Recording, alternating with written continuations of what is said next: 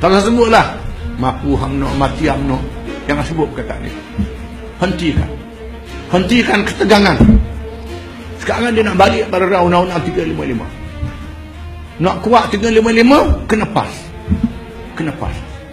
Dengan sebab itu, bagi Terengganu, bagi Kelantan, bagi Kedah, bagi Perak, bagi Selangor, biar PAS memimpin.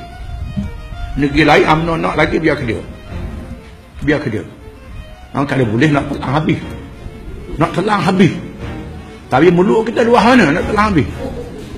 Kita kena ukur dengan saih kita sendiri. Kita memerlukan satu kerjasama untuk mengekalkan kuasa politik Islam. Ini sangat penting. Kita kena sedar. Ini budaya politik matang dan sejahtera yang kita lakukan pada hari ini.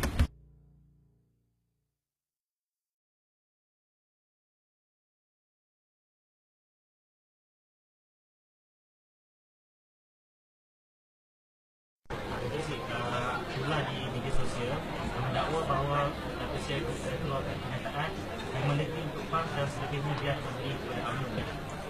Saya tak pernah buat kenyataan itu. Benda yang akan datang kita tak tahu. 10 negeri ke 1 negeri ke 3 negeri, itu keputusan pilihan raya. Kita tak boleh buat keputusan belum pilihan raya. Ya.